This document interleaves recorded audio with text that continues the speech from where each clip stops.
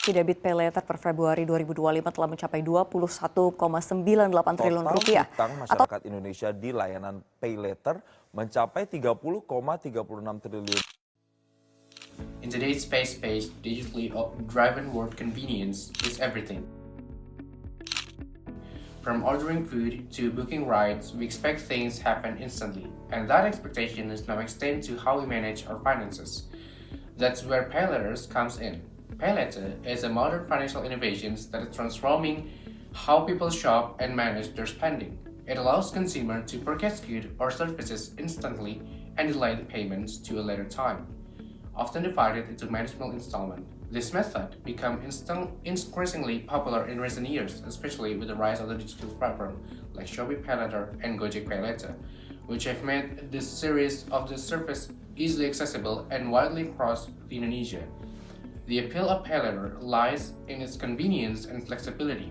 It caters to a fast-paced lifestyle of today's consumer by enabling practical real-time transaction. Whether you're buying daily necessities, gadgets, fashions, items, or booking travel, Pay Later lets you complete the purchase quickly without having to worry about immediate payment. Users can enjoy flexible payment status up to 1 year, which provides room for financial planning. On top of that, platforms often offer attractive promotions and discounts, making the deal even more tempting. Between 2017 and 2018 alone, the growth of Pay Later usage in Indonesia surged by more than 200%. This massive increase illustrates not just a trend, but a shift in consumer behavior towards digital financial solutions. The service is especially appealing to young adults, college students, and also a first-time earners who may not yet qualify for traditional credit cards, but still seek financial flexibility. However, this convenience carries risks. The ease of using Pay Later can encourage impulsive buying and overspending behavior, as users may feel less immediate pain of paying.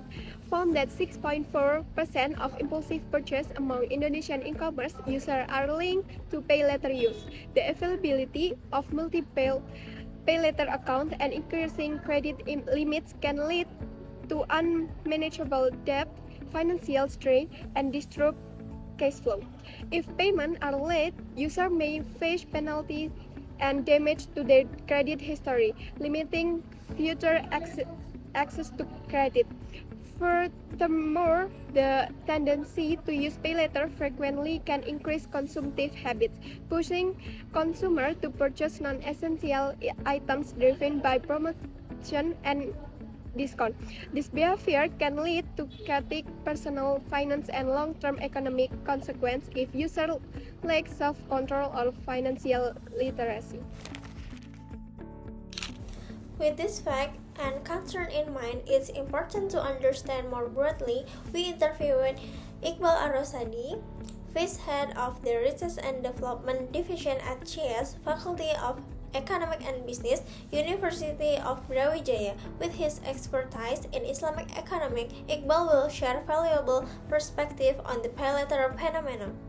Sebelumnya bisa perkenalkan lebih dahulu Kak, nama, jurusan, angkatan, dan sekarang diamanahi di KCC sebagai bidang apa? Oke, baik. Terima kasih Abi atas kesempatan. Sebelumnya perkenalkan, nama saya Muhammad Sandi, bisa dipanggil Iqbal, dari jurusan Ekonomi Islam angkatan 2023, dan DJ sendiri diamanahi sebagai Wakil Kepala Departemen Research and Development. Oke, mungkin kalau kita berbicara Pay Later itu sendiri, mungkin kebanyakan masyarakat itu menganggap mendapatkan uang atau mendapatkan dana dengan cara yang instan itu jalan keluar yang baik, akan tetapi sebenarnya jalan keluar atau bagaimana solusi dalam mendapatkan uang itu tidak semudah itu ya teman-teman. Oleh karena itu, bagaimana hal-hal atau Pay Later tadi itu kalau bisa dihindari gitu, karena hal tersebut juga sangat berdampak dari segi adanya sisi tinggi suku bunga, kemudian nantinya juga pinjaman yang melilit mungkin masyarakat banyak yang nggak bisa bayar tepat waktu dan lain sebagainya. Sebenarnya kalau menurut sisi pandang Islam sendiri, mungkin saya sedikit mendalami gitu bagaimana hukum atau menggunakan suatu produk atau layanan gitu yang di dalamnya itu ada sistem tingkat suku bunga, atau mungkin kalau dalam Islam itu suka kena yang dengan yang namanya riba. Mungkin kalau dalam Islam sendiri riba itu pasti diharamin karena kita bisa melihat juga yang namanya tingkat suku bunga atau ada namanya tambahan itu pasti masuknya ke riba, atau yang nantinya riba ini itu pastinya bakal memberatkan atau dia hanya mempermudah pihak yang lain, tapi masyarakat yang di dalam ekosistem itu meminjam, masyarakat juga pasti bakal kesulitan di dalam memenuhi pinjaman tersebut atau ketika ditagih. Mungkin ini banyak keresahan gitu ya dari para mahasiswa yang mungkin bingung gitu, ingin minjam di mana. Mungkin kalau di sisi syariah itu sendiri itu ada namanya pinjaman syariah, entah itu kalau sekarang itu ada namanya P2P syariah atau peer-to-peer lending syariah.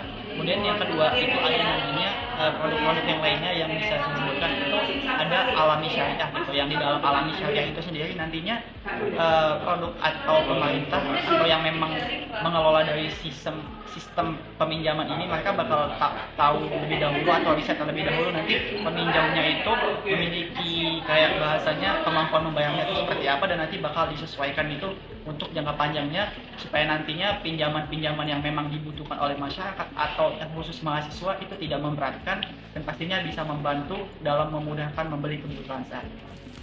In summary, well pay later service offer undeniable convenience and flexible that to today fast-paced lifestyle. They also come with significant financial risk,